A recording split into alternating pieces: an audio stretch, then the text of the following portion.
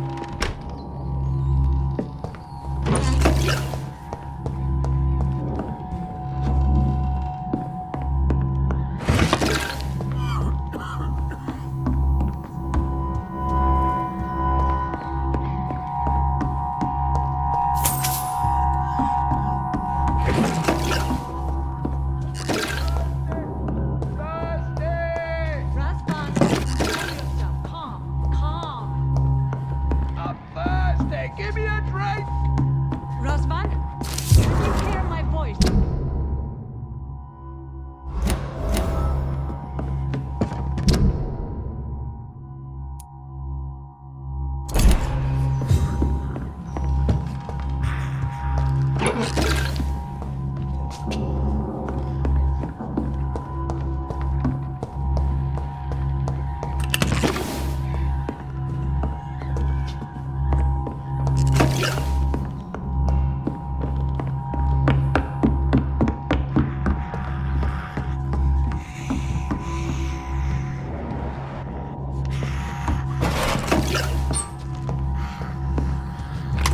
I need help!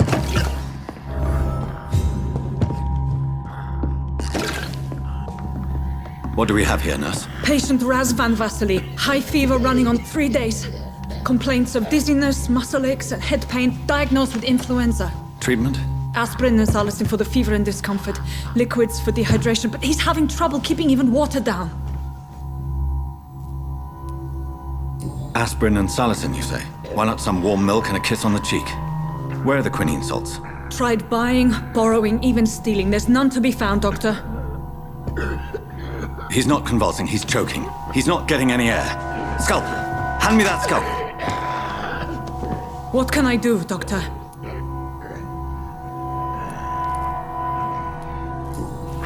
It's too dangerous to operate with these convulsions. Sedative, nurse. Do we have any anesthetics? I'm sorry, Doctor. None at all.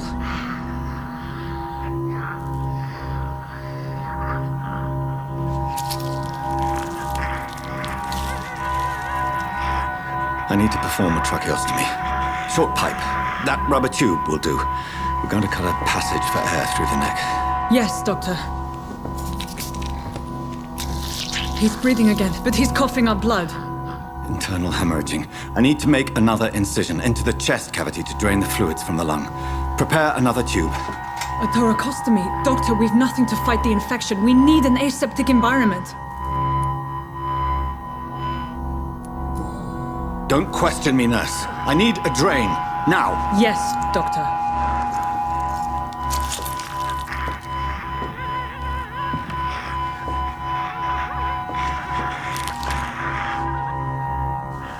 He's still bleeding, Doctor. I'm losing his pulse. The drain must have punctured the intercostal artery. There's too much blood. Are you all right, Doctor? I can't see.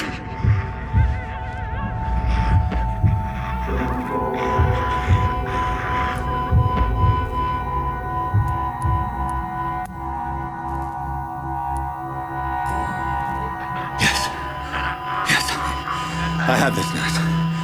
Allow me to finish the procedure alone. I need the room. I'd prefer to stay and see this through. This is my patient, Doctor. I have needle and thread for stitching the wound.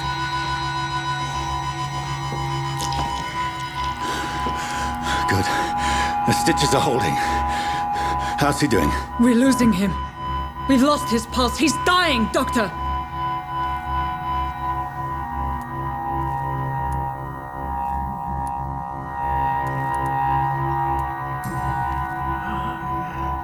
A dose of epinephrine, now. Yes, Doctor.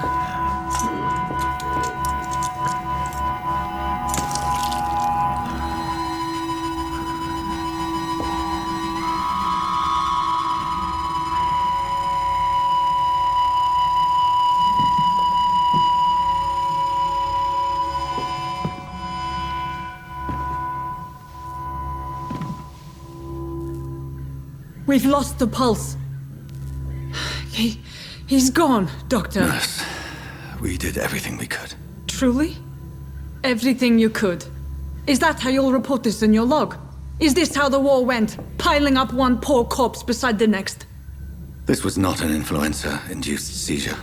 I've never seen symptoms like these on the continent. Neither have I. But the previous symptoms leading up to this attack were the same, indistinguishable from the epidemic. No. There was something more vile in these reactions. Something primitive. There have been numerous reports of mental breakdowns caused by the fever that accompanies the flu itself, Doctor. Yes, but... I'd best take some samples of the blood for analysis.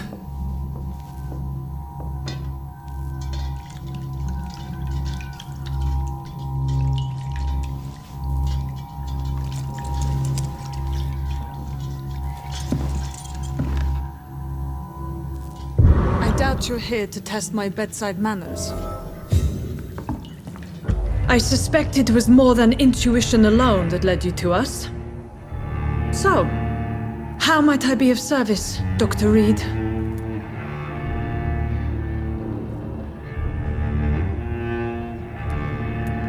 I've come to put an end to this insufferable blackmailing, Dorothy. Doctor, you think your warnings scare me?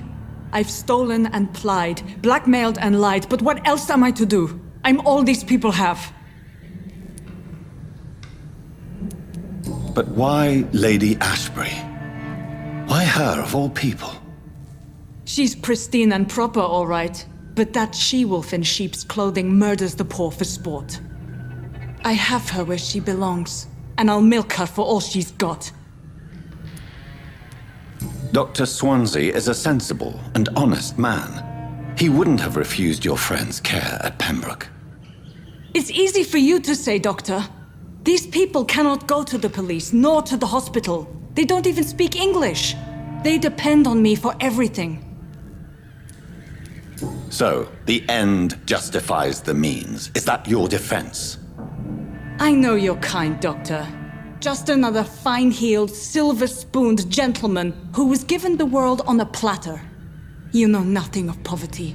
Nothing of the shame, the hunger, the loneliness. You've convinced me of the sincerity of your actions and their noble justifications. But all the same, blackmail is a crime, and it will stop, Nurse Crane. So, are you going to turn me over to the authorities?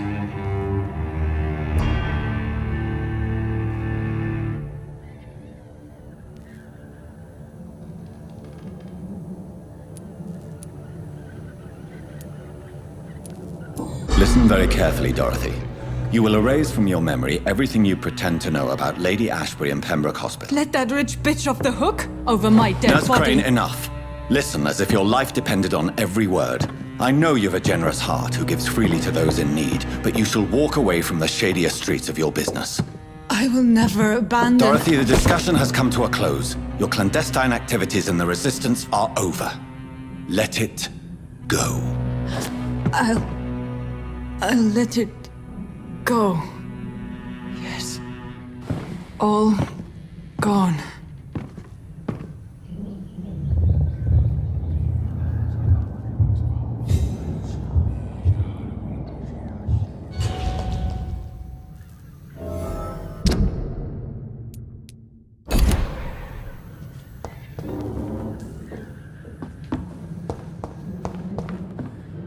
It's locked.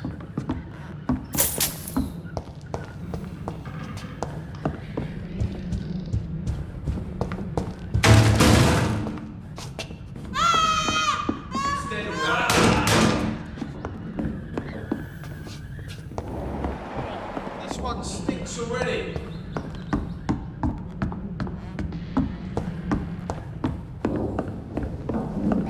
He's mine!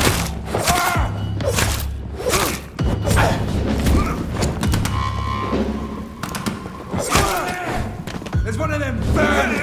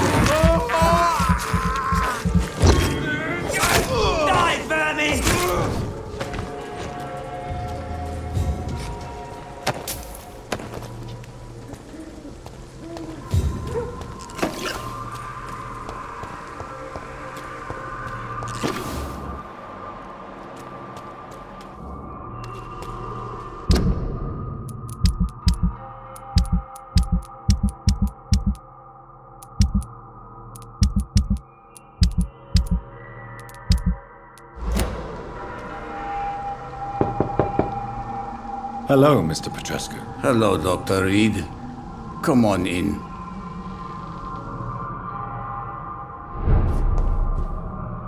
Yes? Tell me, I do not...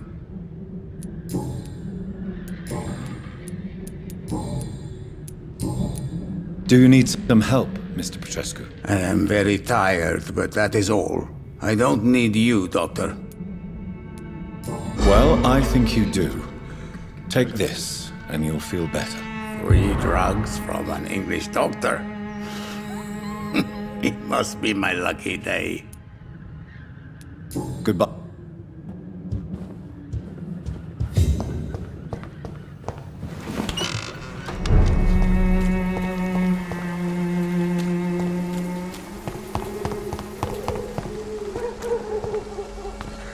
Joe, please, I don't have your money. Come on, Barrett, you know, game you play for peace of mind. There's malevolence and trickery. Forgive my interruption. Do not apologize, my son. Father Tobias Whitaker is always happy to teach mortals about the incoming Armageddon. I am Dr. Jonathan Reed, and I just have a few questions. A scientist? You are much more lost than I thought, my son. What do you mean when you say that I am more lost than you thought? All scientists are entangled in a world of causes and consequences, and most of them can't see the plain truth. Quite a judgmental opinion, if you ask me. But what do I know? Blinded by science as I am. But you are seeking answers, aren't you? Answers about the Armageddon about to strike the city. Answers about the hidden truth. I am. But the answers I seek are based on facts, not superstition. What do you mean when you say that I am more lost? But you... Well, I suppose I can spare a few minutes listening to your so-called truth. As a doctor, you must be aware of the decimating epidemic. But let me tell you that this so-called Spanish flu is just the beginning of the end. What do you mean? The beast is finally revealing itself, corrupting the flesh and the heart of men. With my own eyes I have seen them, those minions from the abyss. I have heard enough. Goodbye. Good evening. It's Have you any friends? Any family left in these terrible times? No. But I have a disciple I see as my son. He is so devoted. I sent him to preach the good word in the heart of this corrupted city. Where did you send him? I sent Samuel to the Stonebridge Cemetery, where the pestilence and evil grows night after night. You sent him on some preaching crusade during the epidemic. As a true believer, Samuel will fear no evil while he walks through the valley of the shadow of death.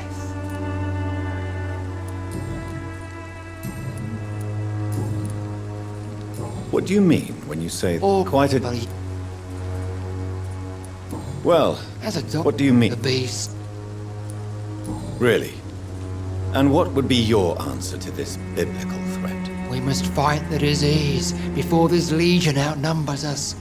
But not with scalpels and microscopes. No. What is left then? Cleansing fire.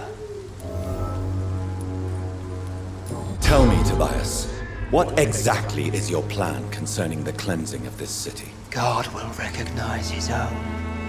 More than once this city has risen from the ashes, hardened and purified by the flames.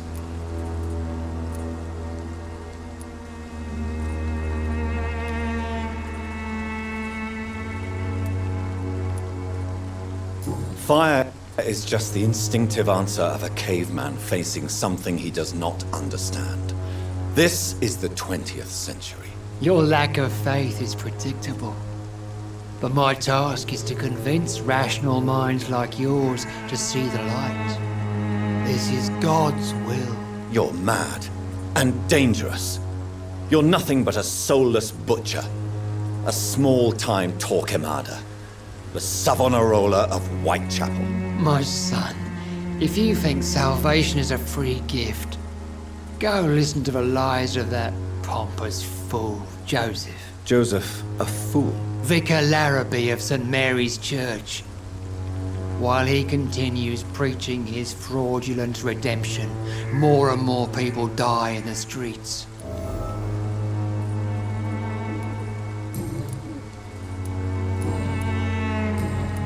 I have heard enough for tonight.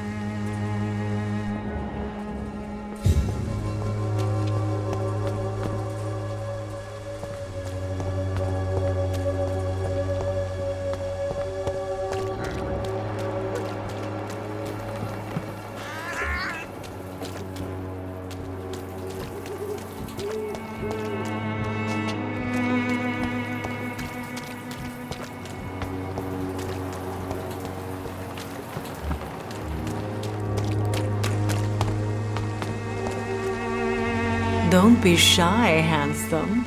What can Christina do for you? I'm not looking for what you're selling. But I'd like to ask you a few questions, if I may. I'm a doctor. Dr. Reed. All right then, but be quick. Though I usually get paid when I open my mouth. Christina, have you been examined?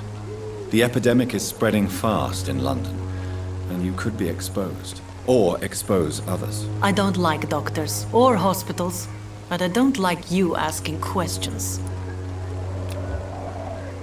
Do you need any assistance, Miss Popper? It depends on the price of your medicine. I am shocked that you would think I am that sort of man. Forgive my suspicion. I'm so used to liars with good manners. Thank you, sir. Clayton Darby claims he will expose the crisis in Whitechapel to all of London. Do you believe him? I believe Clayton's courage will erode with time, until he finally leaves Whitechapel to start another fight somewhere else. Why this skepticism? How can you speak about starvation if you've never been hungry? Or about poverty? Or anything else you have never suffered from? Are you talking from experience? I've seen your type come here to get a good fuck in a cheap room or a dark alley before going back to their fancy houses in the West End. Christina, have you... I don't... You can put your own life in danger, that's your decision. But what about your clients? If you're contaminated, you will put them in danger too. And you think that would worry me? If you knew the men I deal with, their health would not be what you'd worry about. Considering your line of work, I assure you it is only a matter of time before you have health issues. If it is going to happen, it will happen. Right now, I need money. That's what's important.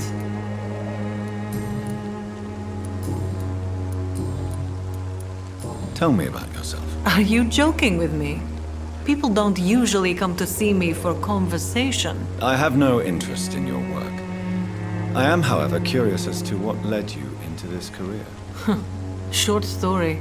The war, exile, and England. This country is not especially welcoming. I've been refused many jobs because of where I am from. I had few options left.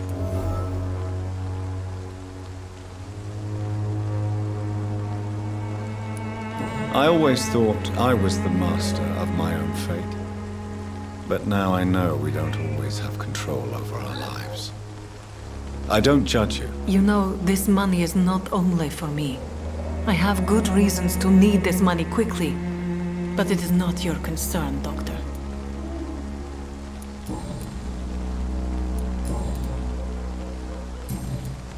Goodbye, miss. Take care of yourself as best you can.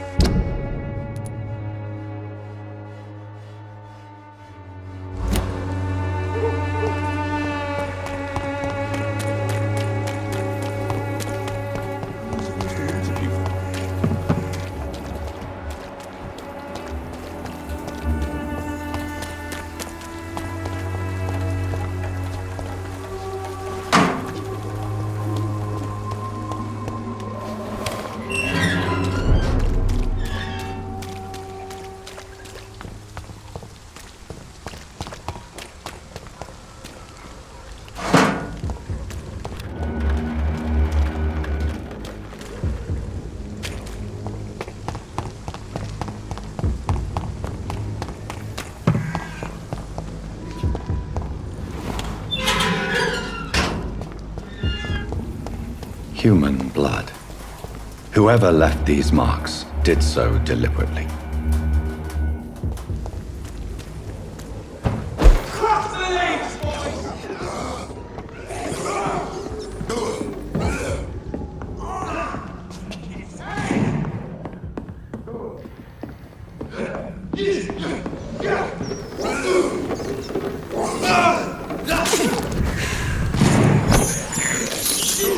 I can't believe I'm doing this.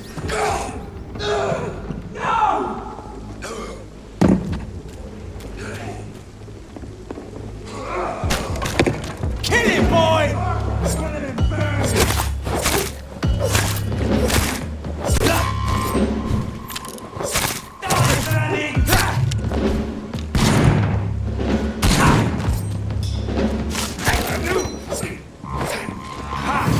Doesn't like burning, does it?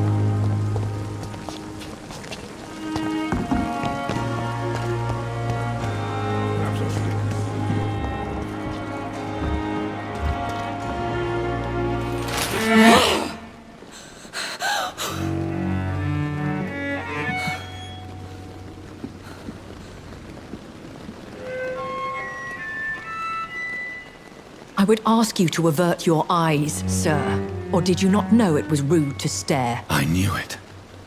Speak up, Dr. Reed. I like a man who speaks his mind.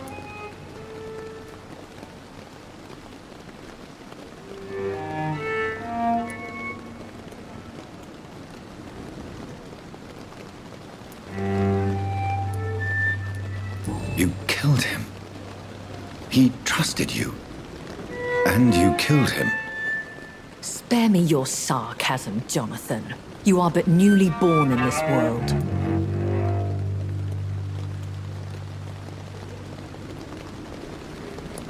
So in the end, the accusation was true, wasn't it? The situation is somewhat awkward nonetheless. I have not been observed sustaining myself for many decades. I have to say I'm a trifle embarrassed. Anyway, I have concluded my inquiries concerning your blackmailer. I see. Please excuse my agitated state. Under normal circumstances, I wouldn't let anyone see me in this condition. The case is closed, your ladyship. The person who took advantage of you has, shall we say, seen the error of her ways. So who was it? My lady, the blackmailer was dealt with using the utmost discretion. The culprit's identity is of no relevance. Thank you, Jonathan. That is exactly what I needed from you. You have proven your loyalty, so, as a friend, please accept this small token of my appreciation. Thank you, my lady. If you have an inclination to learn more about vampires or your current situation, I will be glad to aid you in your quest for knowledge.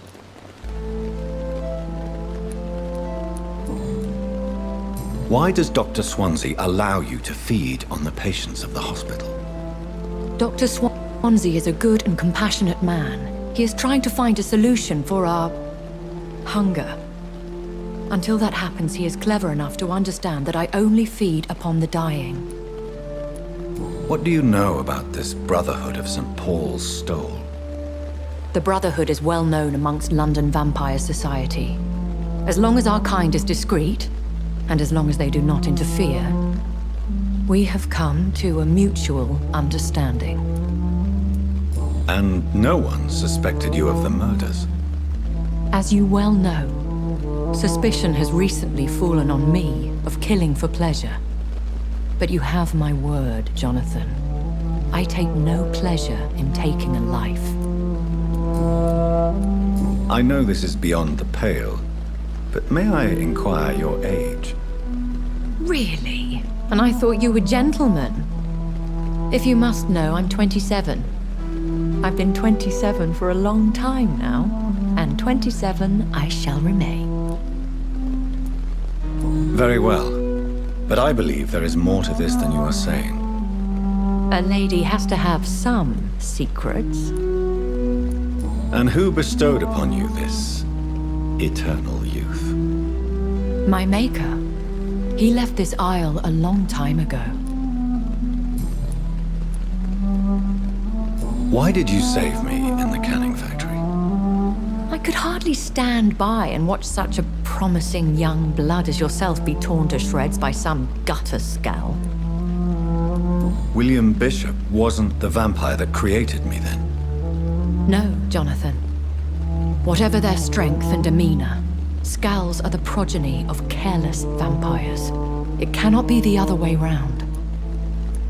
What type of vampire is a Scowl? Not a true vampire. The deformed offspring of lesser vampires.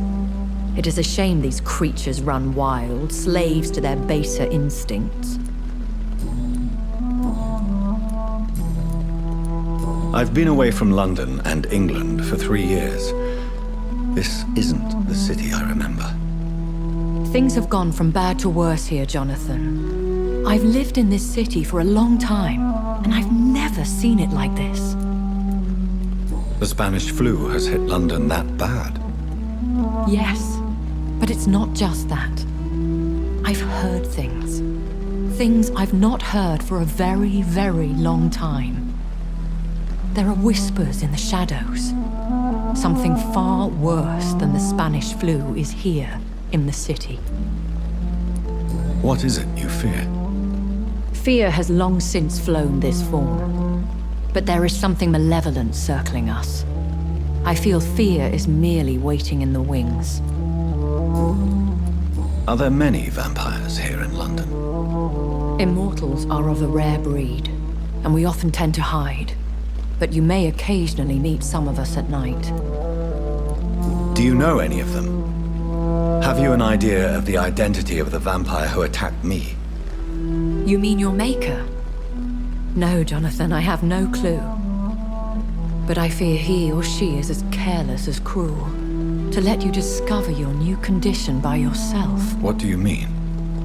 Every now and then, you may discover an immortal in the deep of the night. But we are a rare and reclusive breed. Our progeny is almost never accidental. Will they all be as affable as you, my lady? I do not see why not. But remember, even the shark smiles before he bites. That sounds like a lesson from experience. Vampire politics are as intricate and sometimes tedious as a game of chess in a gentleman's club. I've learned from experience it is best to decline to play. When I awoke, changed, I was chased and attacked by vampire hunters. Prepared and well-trained. Though I can't be certain, more than likely it was the once glorious Guard of Priwen. Once glorious, but still dangerous. They have seen better days, but all fanatics are dangerous. You would be wise to stay clear. They are sworn to destroy our kind. You make them sound like some sort of cult. More a society, and like all the best ones, a secret society. I thought them almost gone, but it seemed they have been recruiting.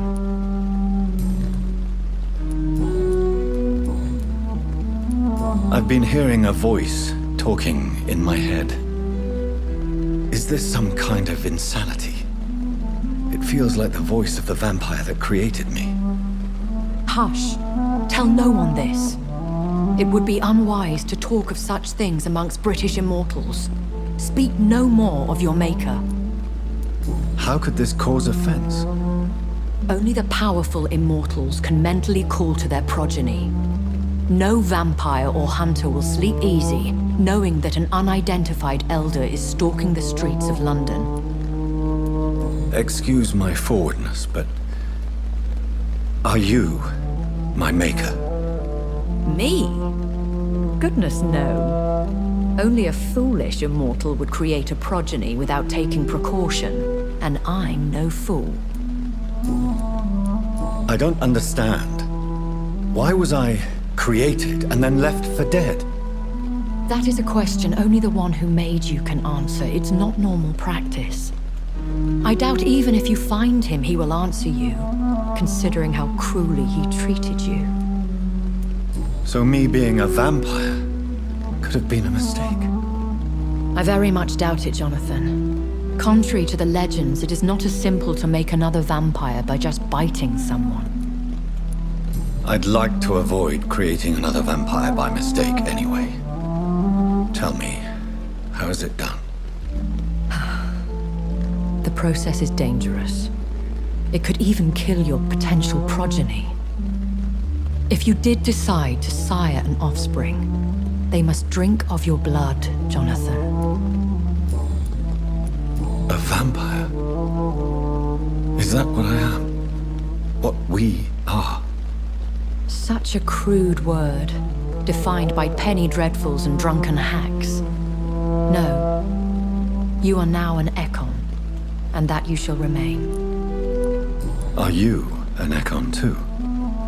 Yes, I am. We are the closest thing to what man refers to as vampires. Forget what you think you know about us. So we are Ekons. How can I identify us amongst other vampires? How to put it? All Ekon are vampires. But all vampires are not Ekon. We are but a branch of the immortal tree. I bid you farewell, for now, my lady. I must quickly analyze the blood I took from Nurse Crane's patient.